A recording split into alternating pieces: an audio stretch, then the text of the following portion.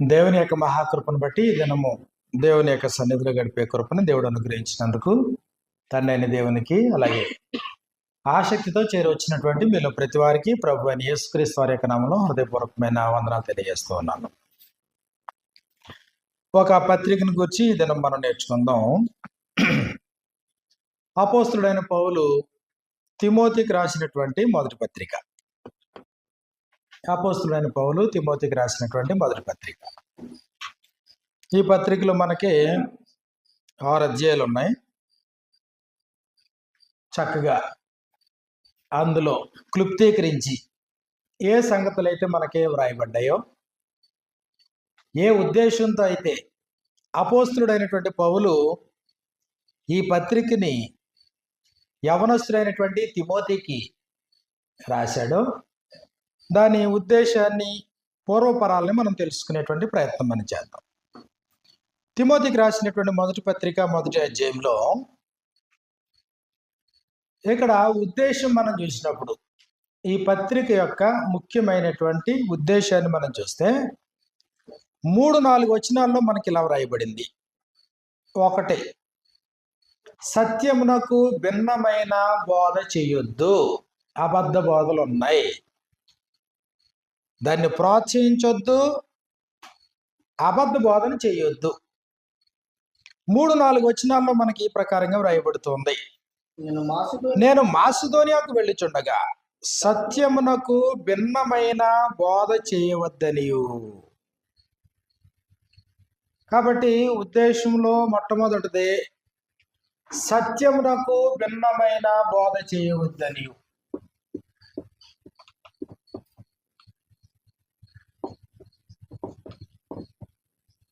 భిన్నమైన బోధ చేయొద్దు.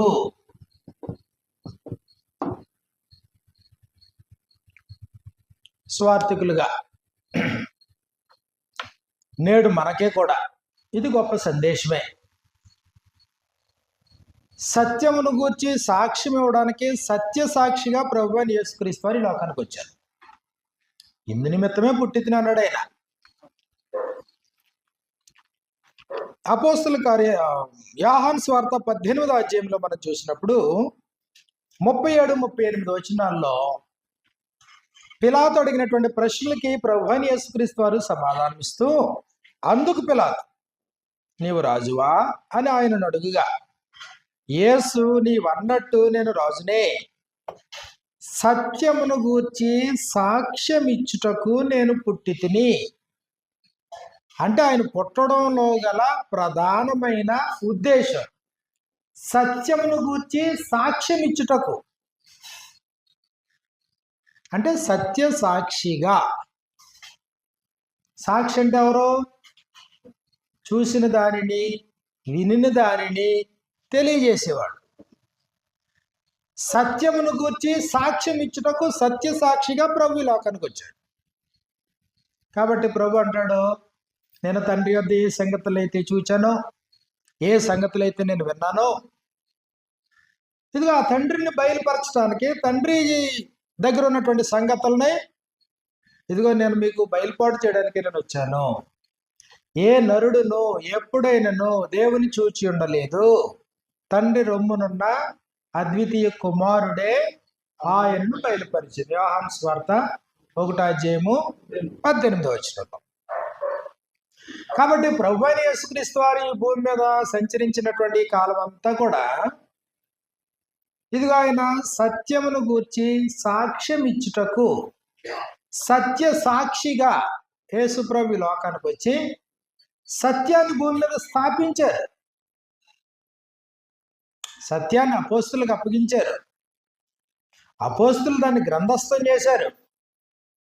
గ్రంథస్థం చేయబడినటువంటి దానిని ఈరోజు మనం చదువుతున్నాం, దాన్ని ఉపదేశిస్తున్నాం, దాన్ని ఆలకిస్తున్నాం, దాన్ని అనుసరిస్తున్నాం.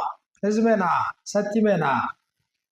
ప్రభు ఏం చెప్తే సత్యం, వాక్యం ఏం చెప్తే సత్యం. మరి స్వార్థికులు మాట్లాడేటువంటి ప్రతి మాట సత్యమేనా? కాబట్టి ఇదిగో ఈ పత్రిక యొక్క ఉద్దేశంలో, ప్రధానమైనటువంటి ఉద్దేశంలో మొదటి ఉద్దేశాన్ని మనం చూసినప్పుడు సత్యమునకు భిన్నమైన బోధ చేయవద్దని. రెండోది మనం చూసినప్పుడు వివాదముతో సంబంధము కలిగిన వాటిని లక్ష్య పెట్టొద్దు. వివాదాస్పదమైనటువంటి వాటిని లక్ష్య పెట్టొద్దు.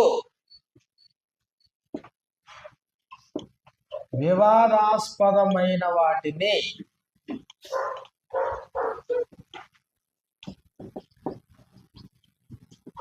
లక్ష్య పెట్టవద్దనియు.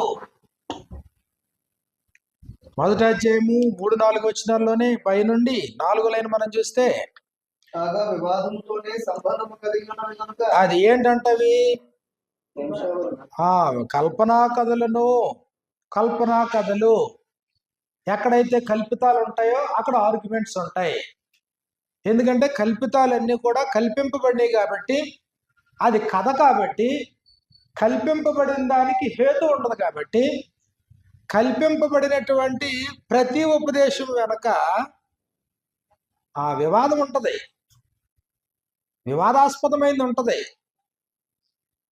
కూర్చున్న వాళ్ళు కాస్త తెలివైన వాళ్ళు ఉన్నారనుకోండి, కూర్చున్న వారిలో కాస్త హేతుబద్ధంగా ఆలోచించే వాళ్ళు ఉన్నారనుకోండి, వెంటనే అబ్జెక్షన్ పెడతారు. ఉపదేశం ఎంతసేపు ఉపదేశం చేసినా ఇబ్బంది లేదు. కానీ ఉపదేశాన్ని విడిచిపెట్టి నువ్వు బయట స్టోరీలకు వెళ్తే, కల్పనా కథల వైపుకి వెళ్తే, ఏదైనా ఒక సంఘటనను నిరూపించి సత్యాన్ని ప్రకటిద్దామని నువ్వు చూస్తే అది వివాదాస్పదమైనది అవుతుంది. కాబట్టి కల్పనా కథలు, మితము లేని వంశావళులు విశ్వాస సంబంధమైన దేవుని ఆత్మతో కాక వివాదముతోనే సంబంధము కలిగి ఉన్నవి కనుక, వివాదముతోనే సంబంధము కలిగి ఉన్నటువంటి వాటిని లక్ష్య పెట్టవద్దనియు కొందరికి ఆజ్ఞాపించుటకు నీవు ఎఫెసులో నిలిచి ఉండవలెనని నిన్ను హెచ్చరించిన ప్రకారము ఇప్పుడును హెచ్చరించుచున్నాను. ఆల్రెడీ హెచ్చరించడం జరిగింది, ఇదిగో ఇప్పుడు కూడా నేను హెచ్చరిస్తా ఉన్నాను. ఒకటే, సత్యమునకు భిన్నమైన బోధ చేయొద్దు, చేసేటువంటి వారిని చెయ్యనియొద్దు. 2, వివాదముతోనే ముడిపడి ఉన్నటువంటి వాటిని నువ్వు లక్ష్య పెట్టొద్దు. 3వ సంగతిని మనం చూసినప్పుడు, 3వ సంగతిలో 6వ అధ్యాయము, తిమోతికి రాసినటువంటి మొదటి పత్రిక 6వ అధ్యాయము 20-21 వచనాల్లో మనకి ఇలా వ్రాయబడింది. ఓ తిమోతి, నీకు అప్పగింపబడిన దాన్ని కాపాడి అపవిత్రమైన వట్టి మాటలకును జ్ఞానమని అబద్ధముగా చెప్పబడిన విపరీత వాదములకును. కాబట్టి నువ్వు దూరంగా ఉండాలి. దేనికి? అపవిత్రమైన అది అపవిత్రమైన వట్టి మాటలకు, అంటే ప్రయోజనం లేని మాటలు. రెండోది ఏం చెప్తున్నాడు? విపరీత వాదములకు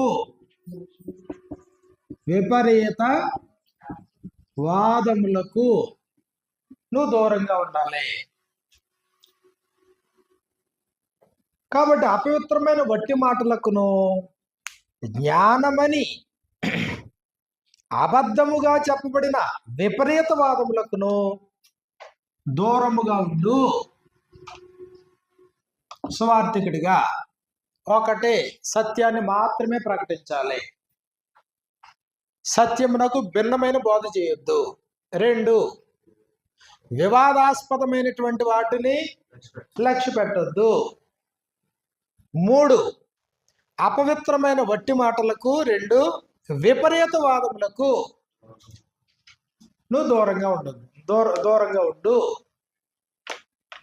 సువార్థికుడిగా విపరీతమైనటువంటి వాదాలు పెట్టుకోవద్దు అన్నాడు. తిమోతికి రాసినటువంటి 2వ పత్రిక 2వ అధ్యాయం మనం చూసినప్పుడు 14వ వచనం నుండి మనకి ఇలా వ్రాయబడింది.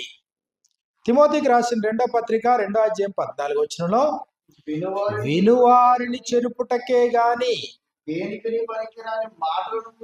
అదిగో దేనికి పనికిరావంట. వినేవాడిని చెడగొట్టడానికే, నిష్కపటుల యొక్క హృదయాల్ని పాడు చేయడానికే తప్ప దేనికి ఉపయోగపడవు.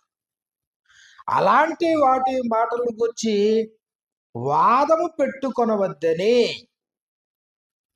స్వార్థికుడు ప్రాథమికంగా గుర్తించాల్సింది వాదాలకు దూరంగా ఉండడం. కానీ జనరల్గా వాదాలకి మొట్టమొదట నిలబడేది స్వార్థికులే. విపరీత వాదాలకి కూడా సవాలు చేసేది ఎవరైనా ఉన్నారంటే స్వార్థికులే. కానీ అపోస్తుడైనటువంటి పౌలు వృద్ధాప్యంలో యవనస్తుడైనటువంటి స్వార్థికుడు తిమోతిని ఇదిగో ఎఫెసు ప్రాంతంలో ఈయన్ని విడిచిపెట్టాడు. అలాగే తీతునేమో క్రేతు ప్రాంతంలో విడిచిపెట్టాడు. అక్కడేమో క్రేతు ప్రాంతంలో ఉండే సంఘాన్ని ఏమో తీతుగా అప్పగిస్తే, ఎఫెసులో ఉన్నటువంటి సంఘాన్ని ఏమో తిమోతిగా అప్పగించాడు. ఇప్పుడు వారికి ఇన్స్ట్రక్షన్స్ ఇస్తున్నాడు. ఇప్పుడు తీతుకి ఇచ్చినటువంటి ఇన్స్ట్రక్షన్ దగ్గర మనం చూసినప్పుడు వినేవాడిని చెరపడానికే గాని మరి దేనికి నీ పనికిరాని మాటలను గూర్చి వాదం పెట్టుకోవద్దని ప్రభు ఎదుట వారికి సాక్ష్యం ఇచ్చుచు ఈ సంగతులు వారికి జ్ఞాపకం చేయము. ఇదిగో 16వ వచనం, అపవిత్రమైన వట్టి మాటలకు విముఖుడవై ఉండము, అట్టి మాటలాడువారు మరి ఎక్కువగా భక్తిహీనులవుదురు. కాబట్టి అలాగా చెడిపోయిన వారు, దిగజారిపోయిన వారు, దేవునికి దూరమైనటువంటి వారు, లోకంతో కలిసిపోయినటువంటి వారు ఉన్నారు 17, 18, 19 వచనాల్లో. కాబట్టి ఇక్కడ మనం గుర్తించినప్పుడు ఇదిగో ఈ పత్రిక యొక్క ఉద్దేశంలో విపరీతమైనటువంటి వాదనలకు, అపవిత్రమైనటువంటి వట్టి మాటలకు నువ్వు దూరంగా ఉండు. ఈ విపరీతమైనటువంటి వాదాల్లో కొందరు ప్రవీణులు అనుకున్నటువంటి వారు, ప్రావీణ్యవంతులు అనుకున్న వారు, ఇది వాళ్ళ పరిస్థితి ఎలాగైంది? 6వ అధ్యాయము 21వ వచనంలో ఆ విషయంలో ప్రవీణులమని కొందరు అనుకొని విశ్వాస విషయము అదిగో ప్రవీణులు అనుకున్న వారు తప్పిపోయారు. అయితే కృప మీకు తోడుగా ఉంటది. ప్రవీణులు అనుకున్నటువంటి వారే తప్పిపోయారు విశ్వాస విషయంలో నుండి. కాబట్టి ఈ వాదాల వలన ప్రయోజనం లేదు. నువ్వు దీనికి దూరంగా ఉండు. కాబట్టి స్వార్థికుడు అన్నప్పటికీ ఉపదేశం.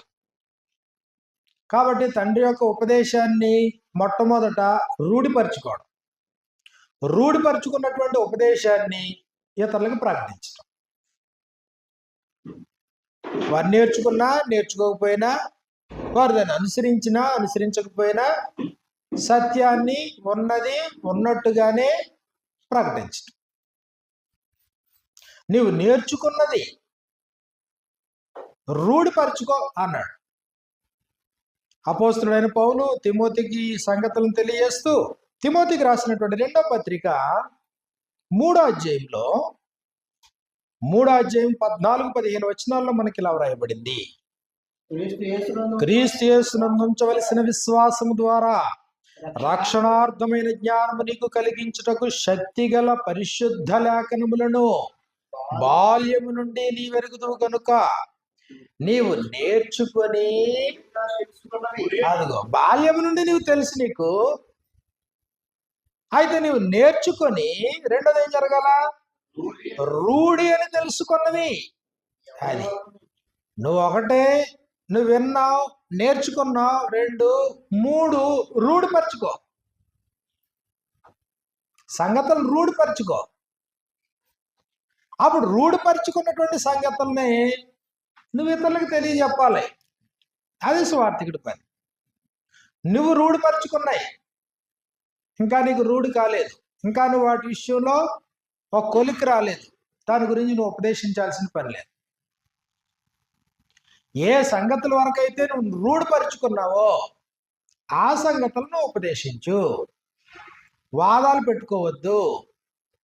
విపరీతమైనటువంటి వాదాలకు దూరంగా ఉండు. వినేవాడిని చెరుపుటకే గాని మరి దేనికి నీ పనికిరాని వట్టి మాటలకు దూరంగా ఉండు. అపవిత్రమైనటువంటి వాటికి నువ్వు దూరంగా ఉండు. వాటి విషయంలో కొందరు ప్రవీణ్ణు అనుకుని విశ్వాసం నుండి తొలగిపోయారు.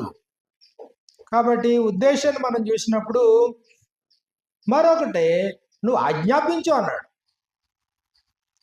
ఈ పత్రికలో మనం అనేక సార్లు మనం చూస్తాం, ఆజ్ఞాపించు, హెచ్చరించు, బోధించు, నువ్వు అనుసరించు, ఈ 4 మాటలు మనం చూస్తాం. ఆజ్ఞాపించు అన్నాడు.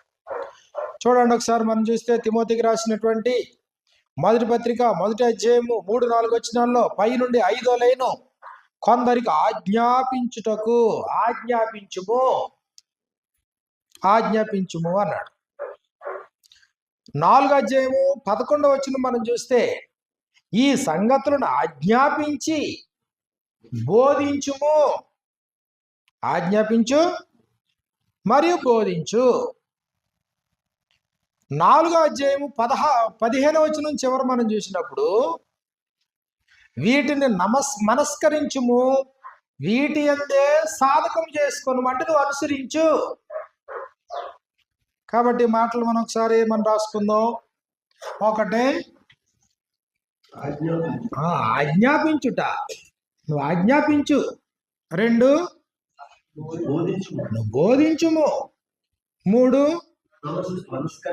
మనస్కరించుము అంటే అనుసరించు, నీ వీటిని అనుసరించు. అంటే నీకు ఉపయోగపడాలి, నీ యొక్క బోధ వినేటువంటి వారికి కూడా ఇది ఉపయోగపడాలి. అలాగే మనం ముందుకు చూస్తే 5వ అధ్యాయము 2వ వచనంలో ఇదిగో అన్నదమ్ములని, యవనులను, తల్లులని, వృద్ధ స్త్రీలను, అక్క చెల్లెలను, పూర్ణ హృదయంతో యవన స్త్రీలను హెచ్చరించుము. 7వ వచనంలో ఆజ్ఞాపించుము, ఆజ్ఞాపించుము. 6వ అధ్యాయము 2వ వచనం చివర ఈ సంగతులు బోధించుచు వారిని హెచ్చరించుము, హెచ్చరించుమనేటువంటి మాట మనకు కనబడుతుంది. 4 హెచ్చరించుము. 6వ అధ్యాయము 17వ వచనంలో యెహమందు ధనవంతులైన వారు గర్విష్ఠులు కాక, అస్థిరమైన ధనమునందు నమ్మిక ఉంచక, సుఖముగా అనుభవించుటకు సమస్తమును మనకు ధారాళముగా దయచేయు దేవుని యందే నమ్మిక ఉంచుడని ఆజ్ఞాపించుము. 18-19 వచనాల్లో ఇదిగా చివరి మనం వచ్చేటప్పటికి ఔదార్యం గలవారు తమ ధనములో ఇతరులకు పాలిచ్చి వారిని ఉండవల్లని వారికి ఆజ్ఞాపించుము. కాబట్టి ఇది ఈ పత్రిక యొక్క ఉద్దేశం. ఒకటే యవనస్తుడైనటువంటి సువార్థికుడిని బలపరుస్తున్నాడు, ఆజ్ఞాపిస్తున్నాడు, హెచ్చరిస్తున్నాడు. తర్వాత సంగతి ఏంటంటే, నువ్వు ఏ సత్యమైతే నువ్వు నేర్చుకున్నావు, రూఢపరుచుకున్నావో నువ్వు ఆ సత్యంలోనే కొనసాగు, సత్యానికి భిన్నమైన బోధ చెయ్యొద్దు. తర్వాత రెండోది ఏంటి, వివాదాస్పదమైనటువంటి వాటిని నువ్వు లక్ష్య పెట్టద్దు. మూడోది ఏంటి, అపవిత్రమైన వట్టి మాటలకు, విపరీతవాదములకు నువ్వు దూరంగా ఉండు. నాలుగోది ఏంటి, ఇదిగో ఏ సంగతులను అయితే నేను నీకు ప్రకటించానో వాటిని ఆజ్ఞాపించు, బోధించు, అనుసరించు, హెచ్చరించు. దీనికి అడిషనల్గా ఒకవేళ మనం మరొకటి చూస్తే, నేను చెప్పేటువంటి సంగతులను జ్ఞాపకం చేయి అన్నాడు. కొరింథీయులకు రాసినటువంటి పత్రికలో మనం చూసినప్పుడు, నా ద్వారా విన్నటువంటి సంగతులు 4వ అధ్యాయం 17వ వచనంలో, ఈ నిమిత్తము ప్రభువునందు నాకు ప్రియుడును నమ్మకమైన నా కుమారుడగు తిమోతిని మీ వద్దకు పంపి ఉన్నాను. అతడు క్రీస్తునందు నేను నడుచుకునే విధమును, అనగా ప్రతి స్థలములోను ప్రతి సంఘములోను, ఇదిగో ఇప్పుడు ఎఫెసీ సంఘానికి, కానీ వాస్తవానికి ఇది చెప్పబడింది ఇక్కడ కొరింథీ. అయితే ప్రతి సంఘంలోనూ నేను బోధించు విధమును మీకు జ్ఞాపకం చేయను. వారు నడుచుకునే అపోస్తలు నడుచుకునే విధానాన్ని, 2 వారు బోధించినటువంటి సంగతుల్ని జ్ఞాపకం చేయడం, బోధింపబడినటువంటి సంగతుల్ని జ్ఞాపకం చేయడం. కాబట్టి ఇది పత్రిక యొక్క ఉద్దేశం. లేకపోతే ఈ పత్రికలో వ్యక్తిగతంగా అపోస్తలుడైనటువంటి పౌలు తిమోతిని హెచ్చరించాడు. తిమోతికి మంచి సందేశాన్ని కూడా చెప్పాడు. అంటే ఒక స్వార్థికుడు కదా, యవన ప్రాయంలో ఉన్నాడు కదా. ఎందుకంటే ఇదిగో 4వ అధ్యాయము 11వ వచనం 12వ వచనంలో అంటాడు, నీ యవ్వనమును బట్టి ఎవడును నిన్ను, అంటే యవ్వన ప్రాయంలో ఉన్నాడు కానీ సంఘాన్ని ఆయనకు అప్పగించాడు. ఈయన మాసిదోనియాకి వెళ్ళాడు. సంఘమేమో ఎఫెసులో ఉన్నటువంటి సంఘం. ఎఫెసులో ఉన్నటువంటి ప్రభు సంఘాన్ని యవనస్తుడైనటువంటి తిమోతికి అప్పగించి ఈయన మాసిదోనియాకి వెళ్ళాడు. మళ్ళీ త్వరగా రావాలనేటువంటి ఆలోచన ఉంది కానీ ఆలస్యం అవుతా ఉంది. అయితే ఇప్పుడు సంఘం విలువైంది, ఇది యవనస్తునికి అప్పగించాడు. ఇప్పుడు ఈ యవనస్తుడైనటువంటి తిమోతి స్వార్థికుడిగా స్థానిక సంఘంలో పనిచేయాలి. పనిచేసేటువంటి నీవు మనస్సాక్షితో పనిచేయి అన్నాడు. తిమోతికి రాసిన మొదటి పత్రిక 1వ అధ్యాయము 18 నుండి 20 వచనాల్లో వ్యక్తిగతంగా అపోస్తలుడైన పౌలు తిమోతికి చెప్పినటువంటి సందేశం ఇది. 18వ వచనం, నా కుమారుడైన తిమోతి నీవు విశ్వాసమును మంచి మనస్సాక్షి కలిగిన వాడవై. స్వార్థికుడు విశ్వాసం కలిగి ఉండాలి, మంచి మనస్సాక్షితో పనిచేయాలి. స్వార్థికుడు మనస్సాక్షిని చంపుకోవద్దు. మనస్సాక్షి వాత వేయబడద్దు. వాత వేయబడిన మనస్సాక్షి అంటే అబద్ధ బోధకులు వాళ్ళు. అంటే నువ్వు ప్రతిరోజు నీకు మనస్సాక్షి ఇంపార్టెంట్. మనస్సాక్షితో పనిచేయి. మనస్సాక్షిని చంపుకుంటే నీకంటే ఉగ్రవాది ఇంకొకడు ఉండడు. నువ్వు చేసే సహవాసమైనా, నువ్వు బోధించే బోధైనా, నువ్వు జీవించే జీవితమైనా, లేకపోతే నువ్వు కలిసి పనిచేసేదైనా, ఏదైనా మనస్సాక్షితో పనిచేయి. ఒకటి విశ్వాసం, నా కుమారుడైన తిమోతి నీవు విశ్వాసమును మంచి మనస్సాక్షి కలిగిన వాడవై నిన్ను గూర్చి ముందుగా చెప్పబడిన ప్రవచనములు చొప్పున ఈ మంచి పోరాడవలనని వాటిని బట్టి ఈ ఆజ్ఞ నీకు అప్పగించుచున్నాను. నీ ముందు గొప్ప పోరాటం ఉంది, నువ్వు పోరాడాలి. నువ్వు పోరాట పటిమ ఎరిగినటువంటి పౌలు తన పోరాట పటిమతో తన పరుగు కడముట్టించినటువంటి పౌలు ఇది ఇప్పుడు వెనకాల ఉన్నటువంటి వ్యక్తిని ఎంకరేజ్ చేస్తున్నాడు. నేను పోరాడాను కదా, నా పరుగు కడముట్టించాను కదా, ఇది ఇప్పుడు నీ ముందు పోరాటం ఉంది, నువ్వు పోరాడాలి. తిమోతికి రాసిన మొదటి పత్రిక 6వ అధ్యాయం 12వ వచనంలో మనకి ఇలా రాయబడింది. 6వ అధ్యాయం 12వ వచనంలో విశ్వాస సంబంధమైన మంచి పోరాటం పోరాడము, నిత్య జీవమును చేపట్టము, దాని పొందుటకు.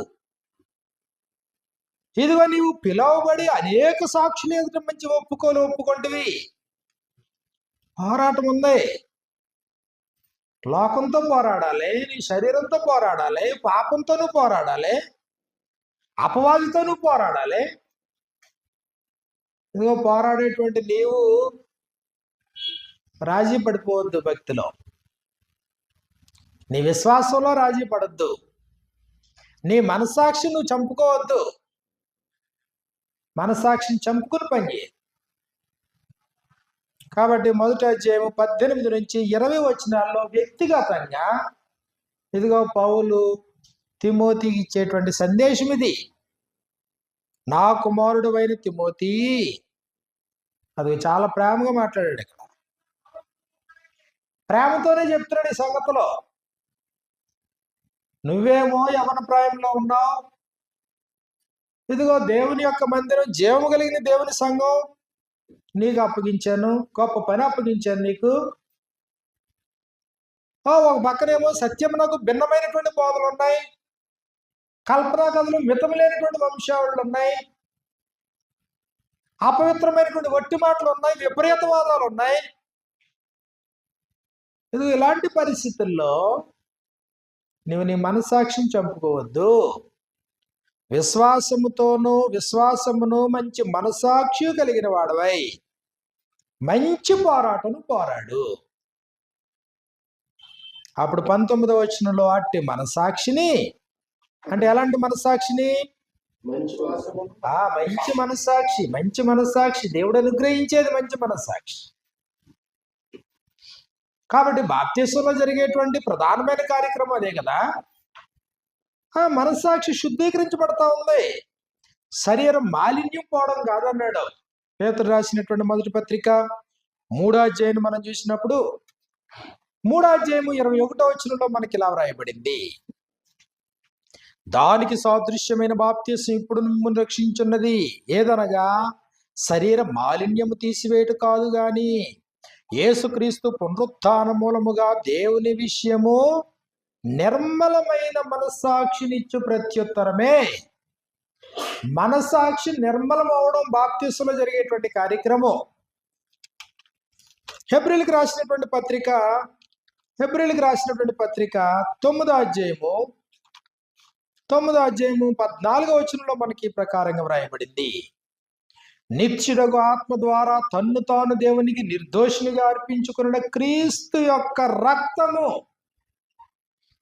మన కొరకు తన్ను తాను బలిగా అర్పణముగా అర్పించుకున్నటువంటి ప్రభువైన యేసుక్రీస్తు వారి యొక్క రక్తము నిర్జీవ క్రియలను విడిచి జీవము గల దేవుని సేవించుటకు మీ మనస్సాక్షిని ఎంతో ఎక్కువగా శుద్ధి చేయును. ఎప్పుడు జరుగుతుంది ఇది? ఒకడు నీటి మూలముగా ఆత్మ మూలముగా తిరిగి జన్మించినప్పుడు క్రీస్తు ప్రభు యొక్క రక్తములో మనస్సాక్షి శుద్ధి అవుతుంది. మంచి మనస్సాక్షిని దేవుడు అనుగ్రహిస్తా ఉన్నాడు. హెబ్రీయులకు రాసినటువంటి పత్రిక 10వ అధ్యాయము 22వ వచనంలో మనకి ఇలా వ్రాయబడింది, మనస్సాక్షికి కల్మషము తోచకుండానట్లు ప్రోక్షింపబడిన హృదయములు గలవారమును నిర్మలమైన ఉదకముతో స్నానము చేసిన శరీరములు గలవారమునయ్యుండి విశ్వాస విషయంలో సంపూర్ణ నిశ్చయత కలిగి యథార్థమైన హృదయముతో మనము దేవుని సన్నిధానమునకు చేరుదము. ఆయన సన్నిధానానికి చేరాలంటే, ఆయన నువ్వు సేవించాలంటే నీకేం అవసరమై ఉంది? అదిగో మనస్సాక్షి శుద్ధీకరించబడాలి. అలాంటి మనస్సాక్షి కల్మషము తోచకుండానట్లుగా దేవుడు ప్రోక్షించబడినటువంటి హృదయములను అనుగ్రహించాడు, మంచి మనస్సాక్షిని అనుగ్రహించాడు. ఇది మళ్ళీ ఇప్పుడు మనస్సాక్షిని చంపుకోవద్దు, మనస్సాక్షిని పనిచేయని, తప్పు ఒప్పు అని చెప్పని, మనస్సాక్షి చెప్తున్నప్పుడు ఆపొద్దు. ఇదో కొంతమంది ఏం చేశారంటే మనస్సాక్షిని చంపేశారు. తిమోతికి రాసినటువంటి మొదటి పత్రిక 1వ అధ్యాయంలో మనం చూసినప్పుడు 19వ వచనంలో మనకి ఇలా వ్రాయబడింది, అట్టి మనస్సాక్షిని కొందరు త్రోసివేసి ఆ విశ్వాస విషయమై బద్దలైపోయిన వారి వలె చెడి ఉన్నారు. వారిలో హ్యుమనయ్యును అలెగ్జాంద్రును ఉన్నారు. వీరు దూషింపబడకుండా శిక్షింపబడుటకై వీరిని సాతానుకు అప్పగించి సాతానుకు అప్పగించినంటే సంఘం నుండి వారిని బహిష్కరించాం. అలెగ్జాండర్ అనేవాడు ఉన్నాడు, హ్యూమనైన్ ఉన్నాడు. మనస్సాక్షిని త్రోసేశారు, మంచి మనస్సాక్షిని. విశ్వాసం అనేటువంటి వాడ సముద్రంలో ఉన్నప్పుడు పగిలితే ఎలాగైతే ఉంటుందో విశ్వాసం అనేటువంటి వాడ ఉందంట, సముద్రంలో ప్రయాణం చేస్తుంది. ఇప్పుడు ఈ వాడ బద్దలైపోయింది. బద్దలైపోతే మునిగిపోతా లేదా? ఇదే పరిస్థితి. మనస్సాక్షిని చంపితే ఇది పరిస్థితి. మనస్సాక్షితో పనిచేయి. చాలా గొప్ప సందేశం. మనస్సాక్షిని చంపుకుని పనిచేయొద్దు. సహవాసం చేసేటప్పుడు మనస్సాక్షితో సహవాసం చేయి. మీరు అవిశ్వాసంతో జోడుగా ఉండకుడి. నీతికి దుర్నీతితో ఏం సాంగత్యము, వెలుగునకు చీకటితో ఏం పొత్తు. లేదు మేము అందరితో పొత్తు పెట్టుకుంటాం అంటే, అందరితో సహవాసం చేస్తామంటే, క్రీస్తునకు బెలియాలతో ఏం సంబంధం? అవిశ్వాసికి విశ్వాసతో పాలెక్కడిది? మన జీవం గల దేవుని ఆలయం అన్నాడు కదా. దేవుని విషయంలో, మనుషుల విషయంలో కూడా మంచి మనస్సాక్షిని మెయింటైన్ చేయాల. అపోస్తులైన పౌలు దాన్ని మెయింటైన్ చేశాడు. కాబట్టి ఆ పరిస్థితిని మనం చూసినప్పుడు అపోస్తుల కార్యాలు 24వ అధ్యాయంలో, అపోస్తుల కార్యాలు 24వ అధ్యాయము 16వ వచనంలో మనకి ఈ ప్రకారంగా వ్రాయబడింది. ఈ విధమున నేనును దేవుని ఎడలను మనుష్యుల ఎడలను ఎల్లప్పుడును నా మనస్సాక్షిని నిర్దోషమైనదిగా ఉండునట్లు అభ్యాసం, ప్రాక్టీస్. అటు దేవుని ఎడల అదే ప్రకారముగా దేవుని ఎడలను మనుషుల ఎడలను ఎల్లప్పుడూ నా మనస్సాక్షి నిర్దోషమైనదిగా ఉండినట్లు. మనస్సాక్షి దోషారోపణ చేసేటట్లుగా ప్రవర్తించొద్దు. నిర్మలమైన మనస్సాక్షి గలవారై మీలో ఉన్న నిరీక్షణను గూర్చి మిమ్మల్ని హేతువడుగు ప్రతివానికి కోపడిపోవద్దు. సాత్వికముతోనూ భయముతోనూ సమాధానం ఇచ్చుటకు ఎల్లప్పుడూ సిద్ధముగా ఉండి. సువార్థికుడు మనస్సాక్షితో పని, మనస్సాక్షితో జీతం పుచ్చుకో, మనస్సాక్షితో బోధించు, మనస్సాక్షితో జీవించు, మనస్సాక్షితో సహవాసం చేయి. మనస్సాక్షి ప్రాముఖ్యమైందేనా? మనస్సాక్షిని చంపుకుని నీ జీవితం వేరు, నీ బోధ వేరు అనుకోండి. జీవితం వేరు, బోధ వేరు అంటే మనస్సాక్షి చంపుకున్నాడు కాబట్టి ఆ పని చేయగలుగుతున్నాడు. లేఖనాలు చెప్పేది వేరు, నువ్వు చెప్పేది వేరు అనుకో. అప్పుడు ఏం జరిగింది? అప్పుడు అక్కడ నీ మనస్సాక్షి చంపేశావు. బైబిల్ ఉపదేశించట్లేదు కానీ ఉపదేశిస్తున్నావు ఆయన పేరట. దేవుడు చెప్పలేదు, అపోస్తలులు చెప్పలేదు కానీ నువ్వు చెప్తావు. అంటే ఏంటి దాని అర్థం? ఏంటి? నీ మనస్సాక్షిని చంపేశాను. వాత వేయబడిన మనస్సాక్షి అన్నాడు. 4వ అధ్యాయంలో మనం చూసినప్పుడు 4వ అధ్యాయంలో మొదటి 5 వచనాలు దీని గురించే మనకు రాయబడింది.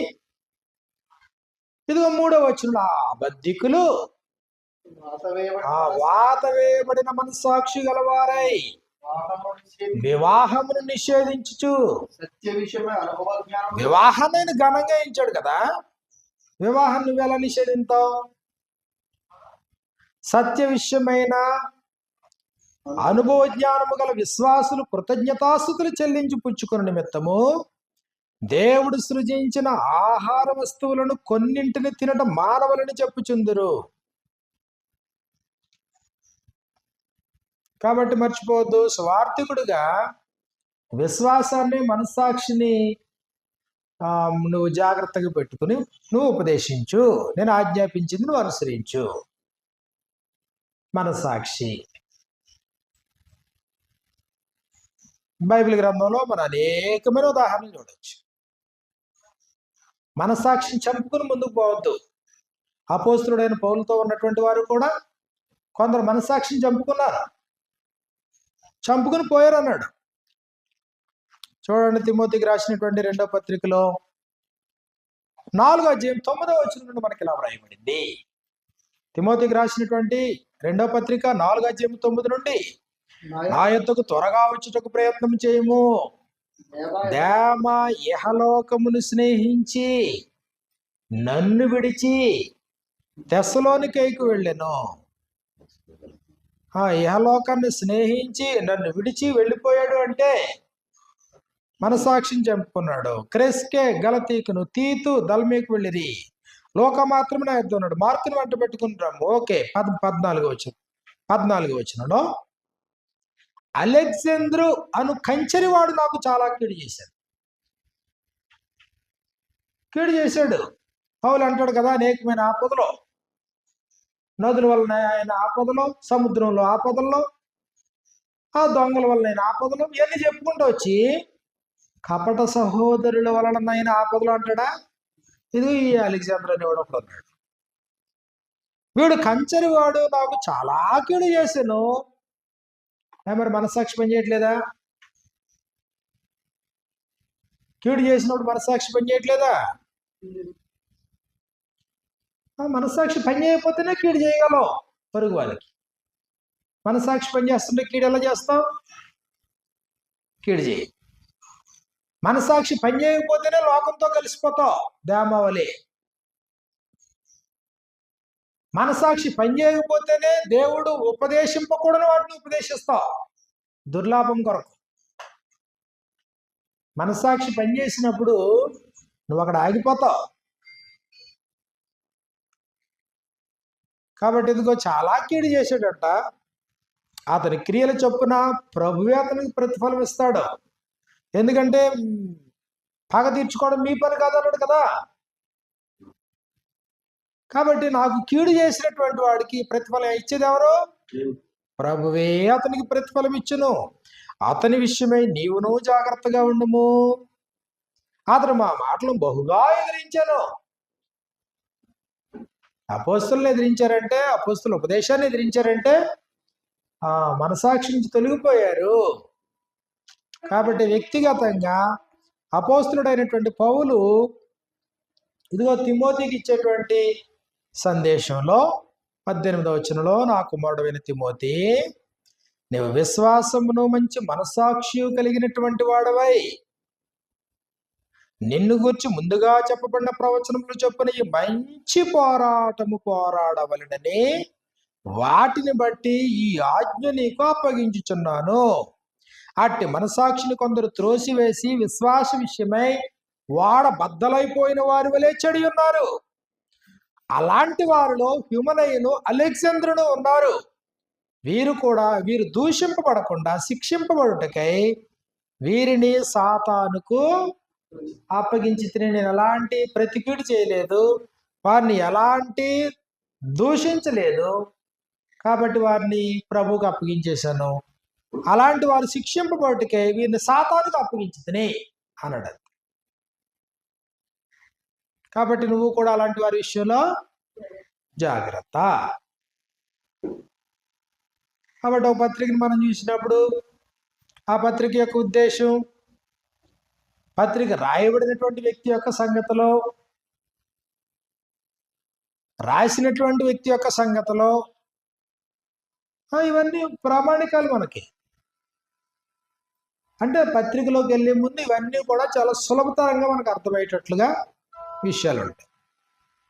ఇప్పుడు అపోస్తులుడైన పౌలు యొక్క బ్యాక్గ్రౌండ్ కాసేపు పక్కన పెడితే, ఇదిగో యవనస్తుడైనటువంటి తిమోతి ఎలాంటి పరిస్థితుల్లో అపోస్తులుడైన పౌలును గారిని వెంబడించాడు. ఇది చాలా కీలకమైనది. ఏ పరిస్థితులను చూసి అతను వెంబడించాడో అపోస్తులుడైన పౌలు స్వయంగా మాట్లాడుతున్నాడు. తిమోతికి రాసినటువంటి 2వ పత్రికలో మనం చూసినప్పుడు 3వ అధ్యాయంలో 3వ అధ్యాయము 10వ వచనం నుండి మనకి ఈ ప్రకారంగా రాయబడింది. తిమోతికి రాసిన 2వ పత్రిక 3వ అధ్యాయం 10వ వచనం నుండి, అయితే నీవు నా బోధను, నా ప్రవర్తనను, నా ఉద్దేశమును, నా విశ్వాసమును, నా దీర్ఘశాంతమును, నా ప్రేమను, నా ఓర్పును, ఇదిగో పౌలులోనంట ఇవన్నీ చూశాడంట. ఏ స్థితిలో చూశాడు ఇవన్నీ? ఎలాంటి పరిస్థితుల్లో ఆయన కనపరిచాడు ఇవన్నీ? ఎలాంటి పరిస్థితుల్లో కనపరిచాడు? 11వ వచనంలో, అంతియొక్కయ, ఈకొనియ, లొస్త్రాను పట్టణములలో నాకు కలిగినట్టి హింసలను ఉపద్రవములను తెలుసుకుని వాడివై నన్ను వెంబడించితివి. ఇదిగో కొన్ని ప్రాంతాలు చెప్పాడు. అంతియొక్కయ, ఈకొనియ, లొస్త్ర అను పట్టణములలో నాకు కలిగినట్టి హింసలు, 2 ఉపద్రవములు.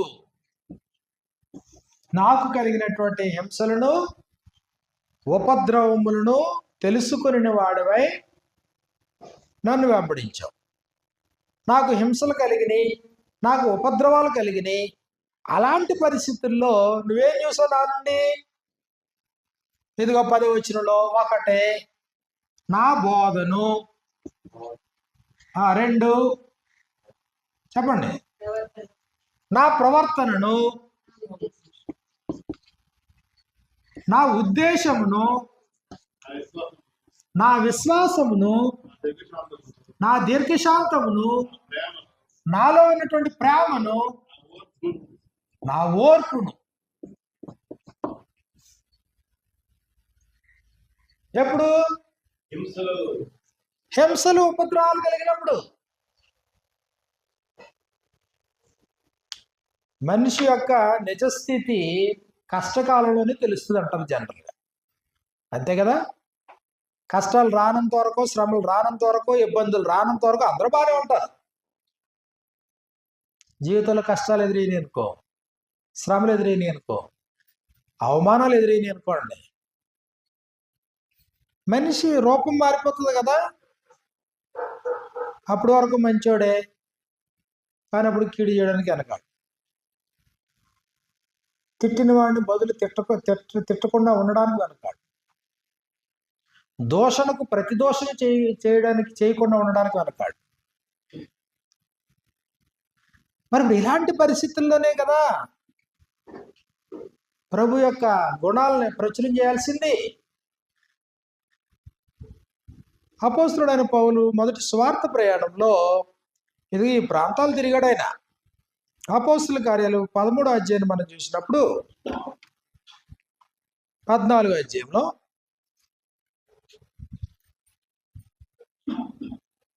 అపోస్తలుల కార్యాలు 14వ అధ్యాయం మనం చూస్తే, ఈ కొనియలో జరిగినదేమనగా 14 మొదటి నుండి వారు కూడి యూదుల సమాజ మందిరంలో ప్రవేశించారు. ఆ యూదులు గ్రీసు దేశస్థులు వాక్యాన్ని విన్నారు, కొంతమంది నమ్మారు. 2వ వచనంలో, అయితే అవిధేయులైన యూదులు అన్యజనులను పురుగొల్పి, అంటే ఈయన బోధకి వ్యతిరేకంగా ఉండేటువంటి యూదులంట అన్యజనులైనటువంటి వారిని కలుపుకుని పురుగొల్పి వారి మనస్సులలో సహోదరుల మీద పగ పుట్టించిరి. అదిగో రాజకీయాలు జరిగినమాట అక్కడ. కాబట్టి వారు ప్రభువును ఆనుకుని ధైర్యంగా మాట్లాడుచు అక్కడ బహుకాలము గడిపిరి. అలాంటి పరిస్థితుల్లో కూడా ఇదిగో ఆయన బోధ ఎలా ఉంది, ఆపేశాడా? కాబట్టి ఆ తర్వాత మనం చూసినప్పుడు 6వ వచనంలో 5వ వచనం, మరియు అన్యజనులను యూదులను తమ అధికారులతో కలిసి అన్యులు ఈయన బోధను అంగీకరించినటువంటి యూదులు ఒక గ్రూప్ అయిపోయారంట. వీళ్ళు ఇప్పుడు అధికారులతో కుమ్మక్కయ్యారు. మొట్టమొదట వ్యతిరేకించినటువంటి యూదులు అన్యులను రేపారు. వాళ్ళు ఏకమై ఇప్పుడు ఎవరి దగ్గరికి వెళ్ళారు? అధికారుల దగ్గరికి వెళ్ళారు. ఇప్పుడు ఈ ముగ్గురు ఏకమయ్యి ఎవరెవరున్నాయి? ఈయన బోధకు వ్యతిరేకించినటువంటి యూదులు, వారితో రేపబడినటువంటి అన్యులు, ఇదిగో వీరితో పాటు ఆ ప్రాంతపు అధికారులతో కలిసి వారి మీద పడి వారిని అవమానపరిచి రాళ్ళు రువ్వి చంపవలనని ఉండిరి. ఇది వారి సంగతి తెలుసుకుని లొకయోనియాలో పట్టణంలోకి, లొస్త్ర, దెర్బే చుట్టుపక్కల ఉన్న ప్రదేశంలోకి పోయి అక్కడ స్వార్థ ప్రకటించుచు ఉండిరి. ఇదిగా 3 ప్రాంతాల్లో లొస్త్రా ఉంది, ఈ కొనియాలో, లొస్త్రాలో జరిగినటువంటి సంఘటనలు నీకు తెలుసు కదా అన్నాడు. ఇది అక్కడి నుంచి 7వ వచనం నుండి, లొస్త్రాలో బలహీనమైన పాదములు కలిగినటువంటి వాడు అక్కడ ఉంటే ఇదిగో పౌలు అక్కడికి వెళ్ళాడు, అతన్ని స్వస్థత చేశాడు. అక్కడ ఉన్నటువంటి ప్రజలందరూ కూడా ఈయనకి ఆ బిరుదులు ఇచ్చారు. ఇదిగో అక్కడ వారికి చక్కటి సందేశం చెప్పాడు. అయ్యలారా, మీరు ఎందుకు ఇలాగ చేయించున్నారు? లుస్త్రా ప్రాంతంలో మేము కూడా మీ స్వభావం అంటే స్వభావం గల నరులమే. మీరు ఈ వ్యర్థమైన వాటిని విడిచిపెట్టి ఆకాశమును, భూమిని, సముద్రమును, వాటిలో ఉండి సమస్తమును సృజించిన జీవము గల దేవుని వైపు తిరగవాలని మీకు సువార్త ప్రకటించున్నాము. చక్కగా అక్కడ చెప్పిన తర్వాత ఇదిగో 19 నుండి ఇప్పుడు లుస్త్రాలో పరిచర్య జరుగుతూ ఉంది. లుస్త్రాలో బలహీనమైనటువంటి పాదములు కలిగినటువంటి వాళ్ళకి స్వస్థత కలిగింది. దాన్ని బట్టి వారు మనుషులు దేవతల రూపం దాల్చారని చెప్పేసి ఇదిగో వీరి కొరకు ఎడ్లు, పూదండలు అన్ని సిద్ధం చేశారు. ఖండించాడు. చక్కగా పని జరుగుతూ ఉంది. ఈ లోపల 19వ వచనం, అంతియొకయ నుండి ఈకొనియ నుండి యూదులు వచ్చి, అది వదలలేదు, లుస్త్రాకి వెళ్ళినా కానీ వాళ్ళు విడిచిపెట్టకుండా జన సమూహములను తన పక్షముగా చేసుకొని, అంతకు ముందేమో వీళ్ళందరూ కూడా ఇదిగో 11-12 వచనాల్లో వారు చేసినటువంటి సూచక్రియను చూసిన తర్వాత దేవతలు మనుష్య రూపము తాల్చి మన యొద్దకు దిగి వచ్చిన్నారని కేకలు వేసి వాళ్ళకి బిరుదులు ఇచ్చి కార్యక్రమాలు. అలాంటి ప్రజల్ని కూడా ఇప్పుడు వీళ్ళు వచ్చి ఏం చేశారంట? తమ పక్షముగా చేసుకొని పౌలు మీద రాళ్ళు రువ్వి అతడు చనిపోయినని అనుకొని పట్టణం వెలుపలికి అతడిని, ఇవి ఉపద్రవాలు, శ్రమలు, ఇలాంటి పరిస్థితులు వదిలేశారంట, ఈడ్చేశారంట. చచ్చిపోయాడు అనుకున్నారు చివరికి. అయితే శిష్యులు అతని చుట్టూ నిలిచి ఉండగా అతడు లేచి పట్టణంలో ప్రవేశించి మరునాడు బర్నబాతో కూడా దెర్బేకు బయలుదేరిపోయాడు. ఇదిగో ఆయన ప్రకటిస్తానే ఉన్నాడు. ఇప్పుడు ఇంతకీ తిమోతి ఏ ప్రాంతం వాడు? 16వ అధ్యాయం 1వ వచనం. 16వ అధ్యాయం 1వ వచనం. పౌలు దెర్బేకును లుస్త్రాకును వచ్చాను. అదిగో లుస్త్రా ప్రాంతానికి సంబంధించినటువంటి వాడినా. 2వ వచనం, అతడు లుస్త్రలోను ఈకొనిలోను ఉన్న సహోదరుల వల్ల మంచి పేరు పొందినటువంటి వాడు, ఆ ప్రాంతపు వాసి. ఇదిగో ప్రత్యక్షంగా చూశాడు అపోస్తలుడైన పౌలుకు ఆ ప్రాంతంలో ఎదురైనటువంటి హింసలో, ఉపద్రవాలు, రాళ్ళ రువి చంపి చచ్చాడు అనుకుని ఈడ్చి పడేసిన సందర్భాలు, అవమానాలు, రాజకీయాలు, ఇదిగో వ్యతిరేకించినటువంటి యూదులతో పాటు అన్యజనులు, వారితో పాటు అక్కడ ఉన్నటువంటి అధికారులు ఏకమై చేసిన ఇవన్నీ చూశారు. అలాంటి సమయంలో ఈయన ప్రవర్తన, అలాంటి సమయంలో కూడా ఉద్దేశంలో మార్పు లేదు.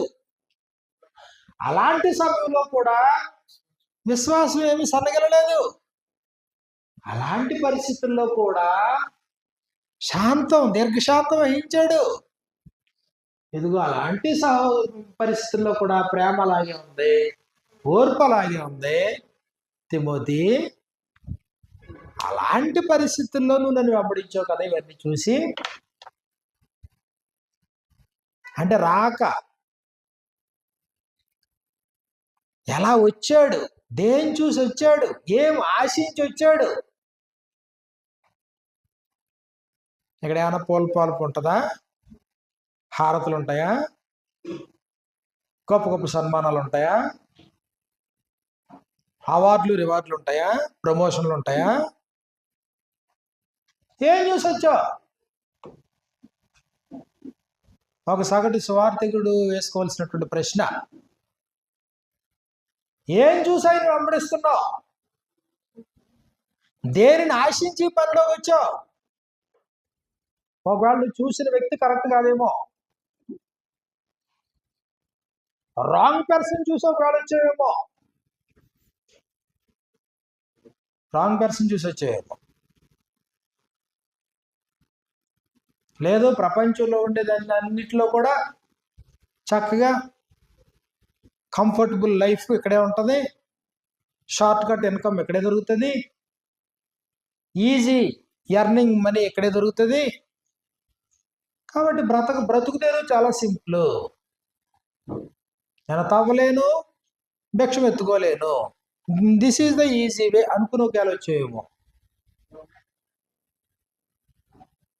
నీ రాక సరైనది కాదు, నీ ఆలోచన సరైనది కాదు. కాబట్టి అపోస్తలుడైన పౌలు తిమోతి ఎలా వెంబడించాడు అనే దాన్ని ప్రస్తావించాడు. శ్రమలు చూసి, కష్టాలు చూసి, నా ఇబ్బందులు చూసి, నాకు కలిగిన ఉపద్రవాలు చూసి, అవమానాలు చూసి, అలాంటి పరిస్థితుల్లో నేను స్పందించిన స్పందన చూసి, ఇది కదా నిజమైంది. నిజంగా మనం ప్రభువుని వెంబడించిన వారు అయితే ప్రభు చేసే అద్భుతాలను బట్టి వెంబడించామా, ఆయన చేసే సూచక్రియలను బట్ట, ఆయన చేసే మహత్కార్యాలను బట్ట, 5 రొట్టెలు 2 చిన్న చేపలు 5,000 మందికి ఆహారంగా పంచిన దాన్ని బట్ట, సిలువ వేయబడిన క్రీస్తు ప్రభుని బట్ట. కాబట్టి సిలువ వేయబడి లేఖనముల ప్రకారం 3వ దినాన మృత్యుంజయుడై తిరిగి లేచినటువంటి క్రీస్తు ప్రభు మనల్ని ఆకర్షించుండకపోతే,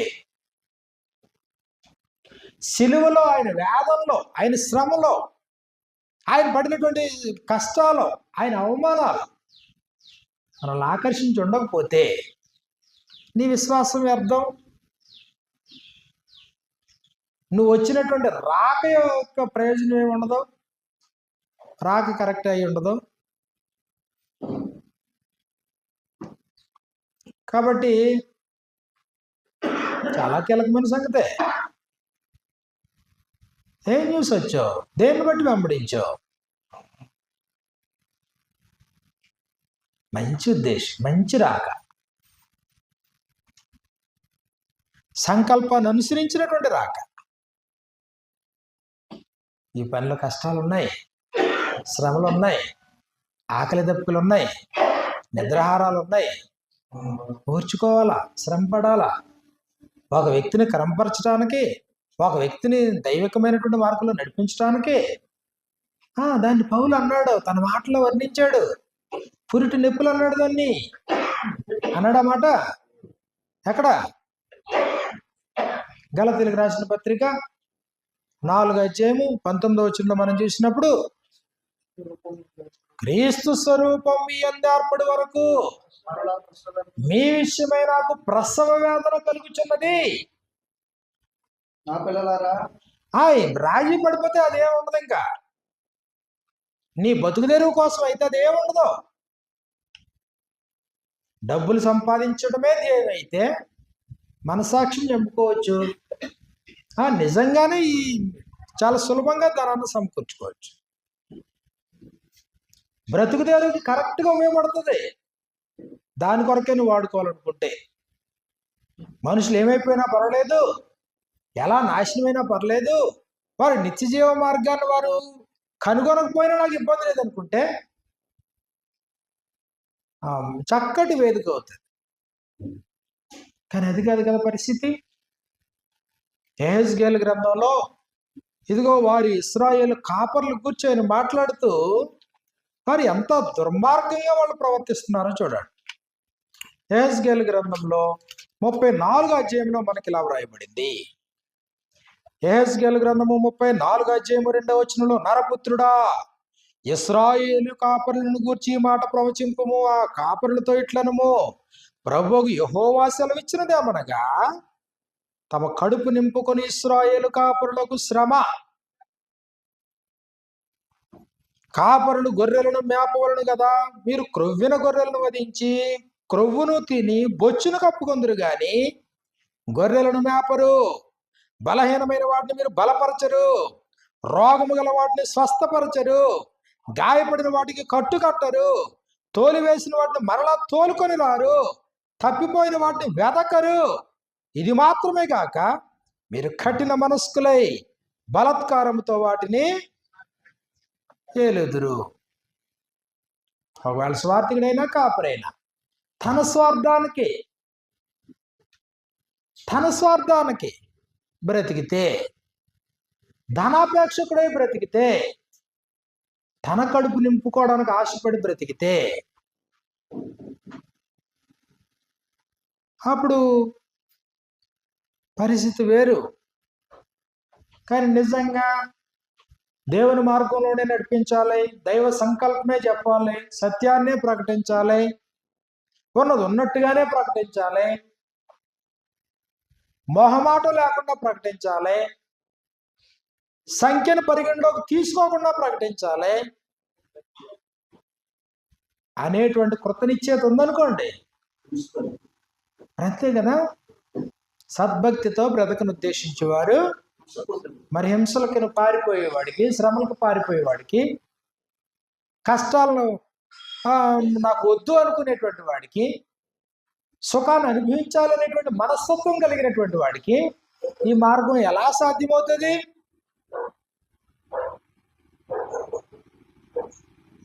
అందుకే ఇశ్రాయేలు వారు మట్టి గోడ మీద గచ్చిపోతూ పోయడం మొదలెట్టారు. వారు తన జనులేమో మట్టి గోడ కట్టుకున్నారు, దాని మీద వీళ్ళు ఏం చేస్తున్నారంట? గచ్చిపోతూ పోస్తున్నారు అన్నాడు. నిలబడుతుందా? నిలబడేది కాదేది. అలాంటి కాపరులకు భిన్నంగా ఇదిగో దావీదు సంతానంలో వచ్చిన ప్రభువైన యేసుక్రీస్తు వారు నిజమైన కాపరిగా, ప్రేమించే కాపరిగా, ప్రాణం పెట్టే కాపరిగా, గాయాలు కట్టే కాపరిగా, పోషించే కాపరిగా, పేర్లు పెట్టి పిలిచే కాపరిగా యేసు ప్రభు వారు పరిచయం అయ్యాడు మనకు అదే అధ్యాయంలో. ఆ తర్వాత క్రొత్త నిబంధనలో యోహాను సువార్త 10వ అధ్యాయంలో. కాబట్టి మర్చిపోవద్దు, ఇది చాలా గురుతరమైనటువంటి బాధ్యత. అపోస్తలుడైన పౌలుని వెంబడించడంలో తిమోతి మంచి ఉద్దేశం కలిగి ఉన్నాడు. తిమోతి అంటున్నాడు, ఇదిగో ఆయా పట్టణాల్లో నాకు కలిగిన హింసలు, ఉపద్రవములు, అలాంటి పరిస్థితుల్లో నువ్వు నా సహనాన్ని చూసావు, నా ఓర్పును చూసావు, నా ప్రేమను చూసావు, నా బోధను చూసావు, ఇవన్నీ చూసి నువ్వు నన్ను వెంబడించావు. తిమోతి, విశ్వాసాన్ని వదిలిపెట్టద్దు. నువ్వు నేర్చుకొని రూఢిపరుచుకున్నటువంటి సంగతుల్ని, దానివల్ల నీకు కలిగిన విశ్వాసము, రక్షణార్థమైనటువంటి విశ్వాసం నీకు కలిగింది, విశ్వాసాన్ని వదిలిపెట్టద్దు. 2, మనస్సాక్షితో పనిచేయి. మనస్సాక్షితో పనిచేయి.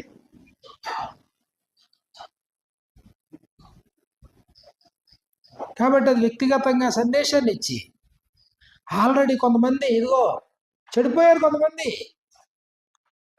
ఆ మనస్సాక్షిని చంపుకుని చెడిపోయినటువంటి వారు ఉన్నారు. వాడి పేర్లు కూడా చెప్పేశారు. వాదాలు పెట్టుకోవద్దు. ఆల్రెడీ కొంతమంది ఉన్నారు, వాటి విషయాల్లో ప్రవీణులు అనుకొని విశ్వాసం నుంచి తొలగిపోయిన వాళ్ళు ఉన్నారు కొంతమంది. అవునసరా, నువ్వు అలాగైపోవద్దు. విపరీతవాదాలను పెట్టుకోవద్దు, మనస్సాక్షిని చంపుకోవద్దు. ఆల్రెడీ నా దగ్గర ఉండి దూరం అయిపోయిన వాళ్ళు ఉన్నారు. అలాంటి పరిస్థితి నీకు వద్దు. మనస్సాక్షితో పనిచేయి, విశ్వాసంతో నువ్వు పనిచేయి. నువ్వు నేర్చుకున్నది రూఢిపరుచుకొని నువ్వు పొందినటువంటి విశ్వాసం ఏదైతే ఉందో ఆ విశ్వాసం నువ్వు కొనసాగించు. మంచి పోరాటం పోరాడు. కాబట్టి ఇది ఈ పత్రికకు వెనక బ్యాక్గ్రౌండ్, వారిద్దరి మధ్యన ఉన్నటువంటి సంబంధ బాంధవ్యం